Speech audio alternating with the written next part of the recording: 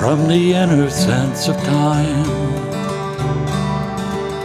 comes the ancient poet's rhyme, bringing us the master key to open up the mystery. From the depth of time and space, we arrive in quiet grace, finding what is meant to be as we explore the mystery, pouring forth from days gone by. We can hear the poet sigh from the depth of ecstasy, moving into mystery.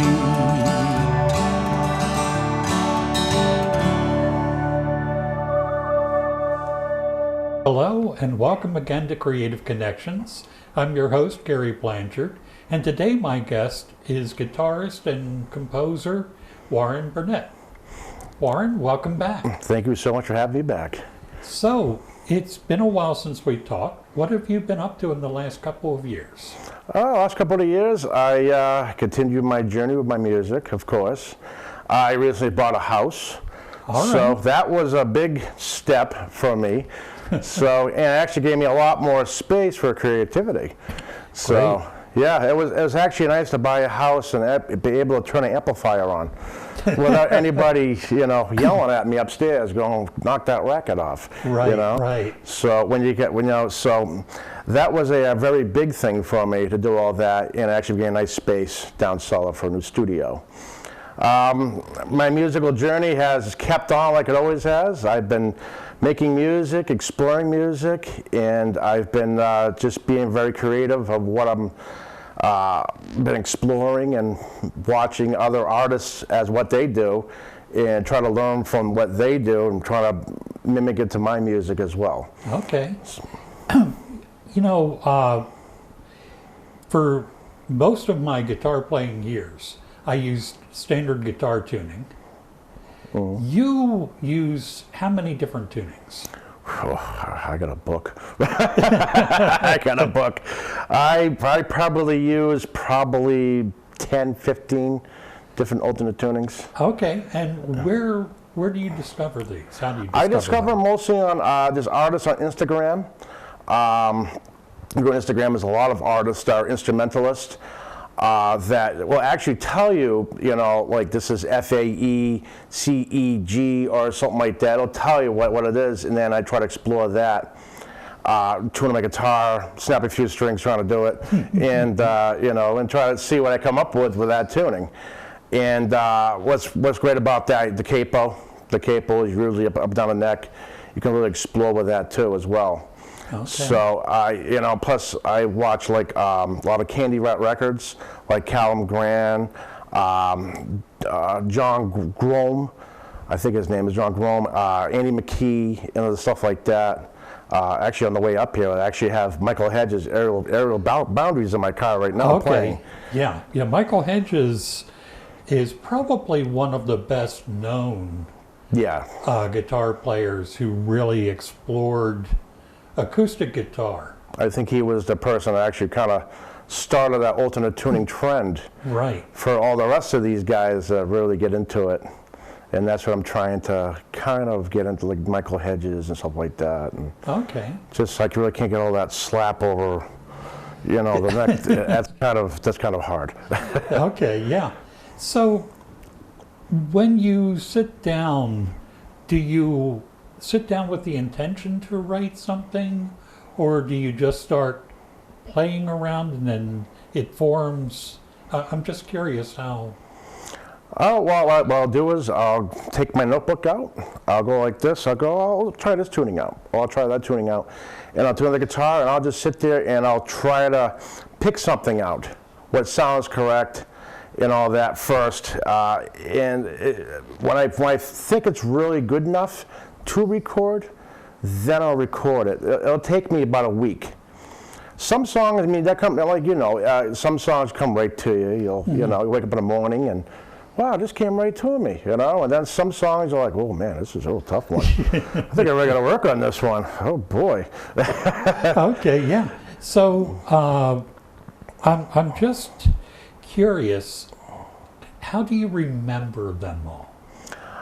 The way I remember them, what I've been doing lately is I've been doing a lot of online videos, a lot of videos for Facebook, YouTube, and stuff like that. So I kind of use that as my template to go back to, rewatch, learn. Plus, every song I do, I have a lot of notebooks at home, and I've been writing what the tuning is.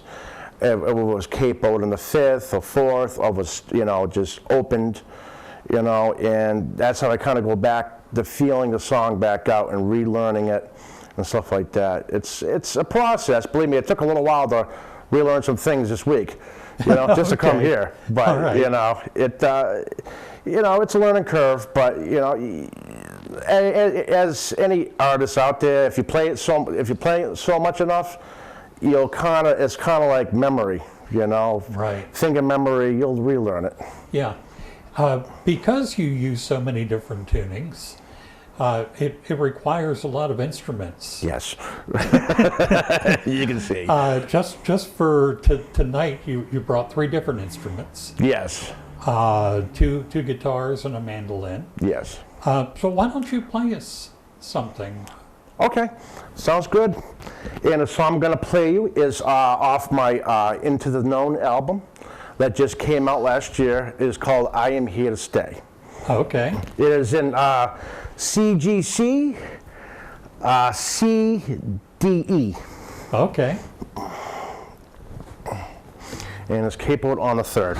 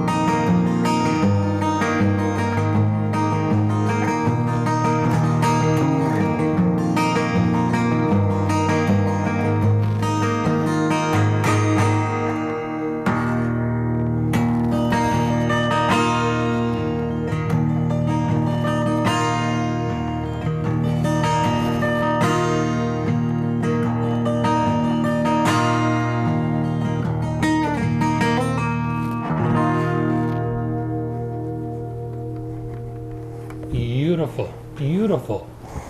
Thank you. I knew that was in the wrong area. Thank you so much. So that guitar really rings beautifully. Ooh, just went away from me. In the right area. Okay, here we go. How do you get that tone? Well, I use medium gauge strings, Okay. 80-20 elixirs. Okay. Elixirs. I always like that elixirs because they last a very long time. And plus, I feel that the way I play, I'm very aggressive, so I break a lot of strings. Okay. And plus, you need a very strong string for up and down tuning constantly. When you're taking the guitar and you're tuning it up or down, you're putting stress on the strings, especially on the first E or Right. the second, the B or something like that. You're gonna break them, especially the G through E. You're gonna break them. So you need something that's gonna last a long time. It's not gonna rust. And I think Elixir is truthfully honestly. And another one I think is Diodario. Okay. You have to go with the EXP Diodario, the same gauge, 80-20. I would say those are pretty good too. But Okay. Yeah. Yeah. So when you are writing, do you have particular guitars that you like for particular tunings? yes, I do. Yes, I do. Many of them. These are all Ibanez guitars. I use nothing but Ibanez guitars. I actually picked that one up right there for really cheap. It was actually the dent and scratch sale at the Guitar Center for $115. Okay. To be honestly, I like the guys real heavy and stuff, and I knew it would sound real good. But yeah, some guitars, the pickups in guitars are totally different than the next one, because some have stock and some have Fishman. And also, it depends on what kind of dreadnought it is. If it's dreadnought or if it's a large jumbo, with a big belly on it or something like that. And you can kind of tell lighter guitars going to give a different sound, maybe mahogany compared to a different guitar would have Okay. a more piney, Yeah. Yeah. So it's almost a science to choosing the right guitar for the right tuning. And Yes, it really the right is. sound. I've noticed that I have guitars that like certain chords. Yes. Some love the D chord, some love the G chord. Yeah. So yeah, it makes a lot of sense to me that would be the case. So you did an album. What's your latest album that you released? Into the Unknown. Okay. Is Warren Burnett Into the Unknown. It came out last year. That was a 15-song album, I think. 15, I can't remember. 15-song album. And it had all my latest work right on it. And right before that was Dreamcatcher and The Gift. Okay. Right before that. But I am constantly writing, so I have so much material at home that I can make 3 more albums if I really wanted to. Okay. But I'm so picky of what I put on my albums, and because some songs, if you make too many songs, they start blending with each other. Right. And it's, okay, that song sounds just like the last one. Oh, man. I've had that experience. Yeah. I was like, wow, what did I do? Uh-oh. Well, then you put them together and you go, oh, boy, what did I really do? And if people want to buy your albums, how do they do that? They can go right online. They can go right in Google if they wanted to and just put Warren Burnett Music. And I'm on everything from Deezer to iTunes to Amazon, Apple. I'm on everything there is. Okay. And like I said last time, I am a signed artist with Phoenix Records. They're out of France. Yeah, way out there. And he takes care of my stuff and he tries to distribute my music around, the country and, globally. So, Great. and plus myself, I try to put it out myself all the time. Well, too. sure. Yeah. Why don't you play us another song? Okay, no problem. Let me just, this song right here is brand spanking new. All right. And this is a kind of a weird song because I'm going to do something different that other people really don't do too much. Just give you one little second here.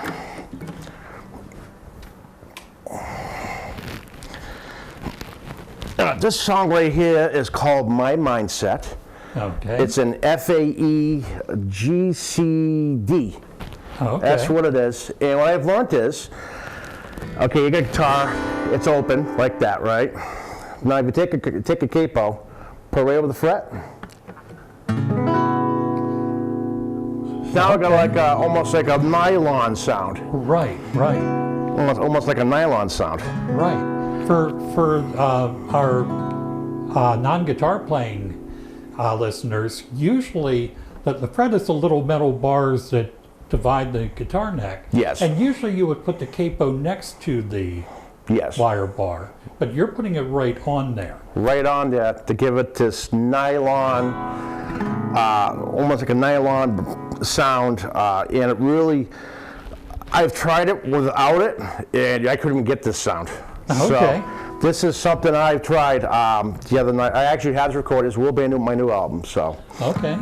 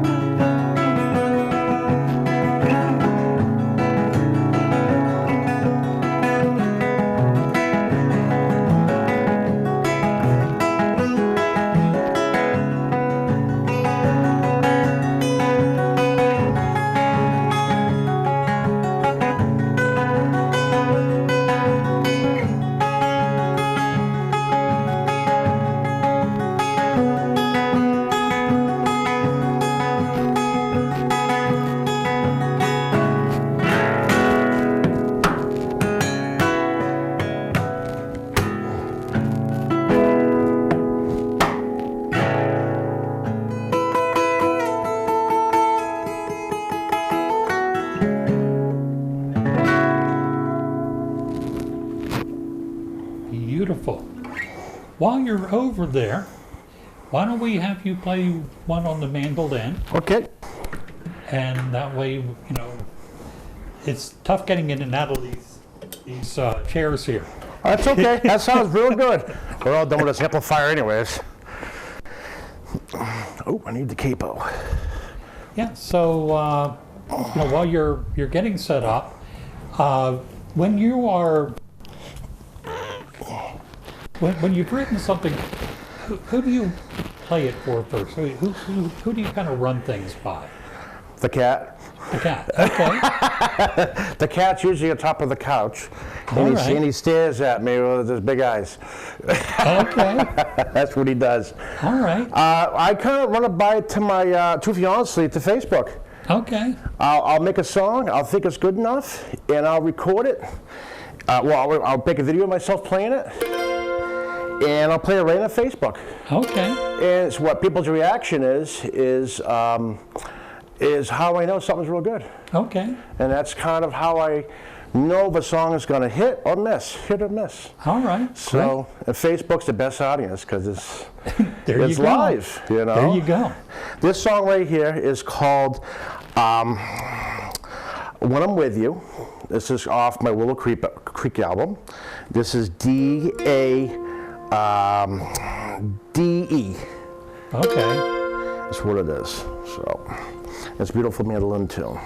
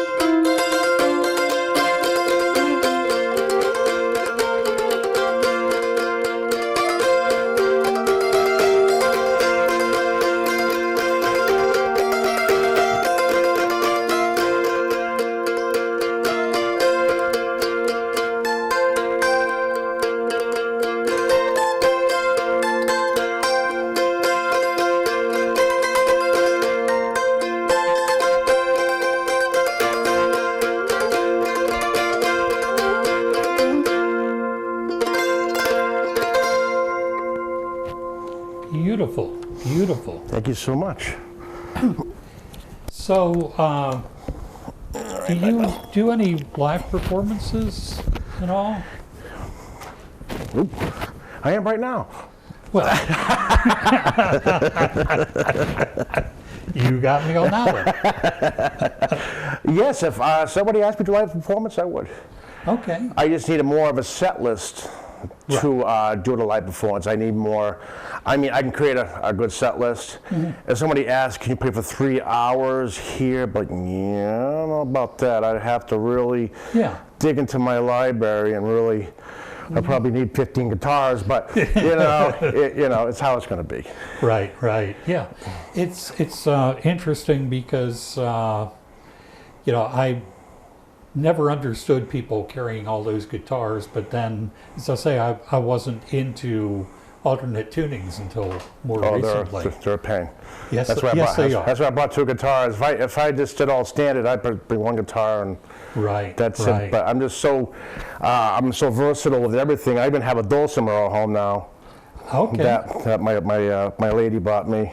She got me a dulcimer. That's my new favorite toy on the couch now. I just watch movies and pluck that thing. Dulcimer is one of those instruments that can be very simple, but you can also do very complex stuff with it. Joni Mitchell, who of course is also the queen of open tunings and alternate tunings, has done some amazing stuff with dulcimer. I love it. So I'm looking forward to hearing more of that.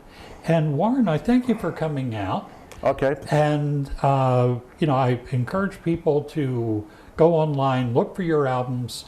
I'm sure if you have a Apple or Amazon device, you could say your code name, yep. which I don't want to give because or maybe we will. Alexa, play Warren Burnett. So now if you're watching this at home, your Alexa is probably playing Warren Burnett. Yeah, that probably would be. Warren, thank you for coming, and thank you all for tuning in. Thank you so much. We'll see you next time on Creative Connections.